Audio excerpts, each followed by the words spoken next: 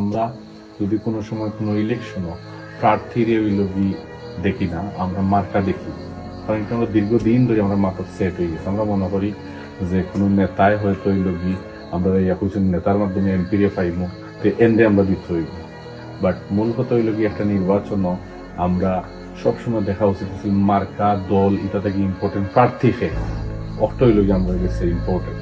তো আগামী ত্রয়োদশ জাতীয় সংসদ নির্বাচন আমরা লাগি খুব ইম্পর্টেন্ট। একটা 1500 মানুষের জীবন দিছে, যে জীবনের বিনিময়ে আমরা দেখি একটা ঐক্যমত্য কমিশন একটা আলোচনার মাধ্যমে জুলাই চার্টার রয়েছে যে কিছু সংস্কার, যে সংস্কারগুলো বাংলাদেশের সংবিধানের মৌলিক পরিবর্তন করবো, নতুন একটা বাংলাদেশের লাগে এটা সংবিধান হইব।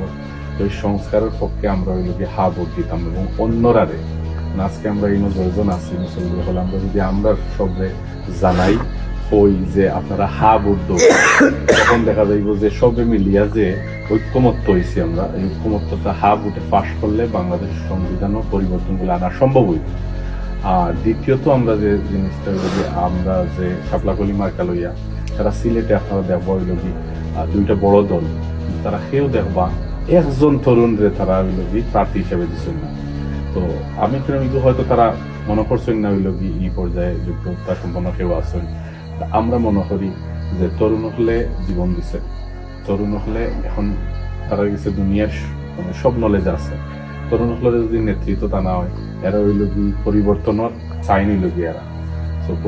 তরুণ হলে চয়েস করা উচিত আছে। শাপলাকলি সিলেক্ট বা জাতীয় নাগরিক পার্টি সিলেক্ট তরুণ হলে সিলেক্ট করছে এনসিপির ক্যান্ডিডেট হিসাবে। আপনারা যদি যোগ্য মনে করেন, আমি দেশটার জন্য কথা বন্ধু বান্ধবদের হইতে এত স্প্রেড করতাম, কিন্তু আত্মীয় স্বজনদের হইতাম ওখানে আর কি আপনারা কষ্ট দিলাম, আপনারা সহযোগিতা করতাম, আপনারা দোয়া করতাম, যারা যারা বুট না এরা দোয়া করতাম।